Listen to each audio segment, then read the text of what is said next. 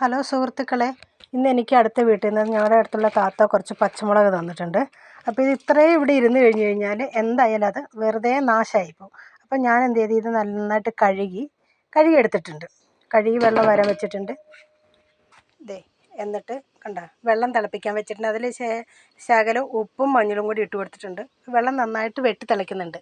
നമ്മൾ എന്ത് ചെയ്യും, ഇതിലിട്ട് വാട്ടിയിട്ട് എടുത്തിട്ട് വെയിലത്ത് വെച്ച് നന്നായിട്ട് ഉണക്കണം.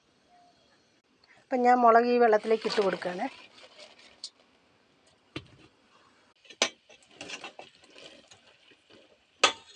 അപ്പോൾ ഇത് ഞാൻ വാട്ടിയെടുത്തിട്ടുണ്ട്. ഇതിന് വെയിലത്ത് വെച്ച് നന്നായിട്ട് ഉണക്കി എടുത്തിട്ട് പൊടിച്ചിട്ട് നമുക്കൊരു കുപ്പിയിലാക്കി എടുത്ത് വയ്ക്കാം. നമുക്ക് കറിയിലൊക്കെ ഇടാനും ഒക്കെ പറ്റും.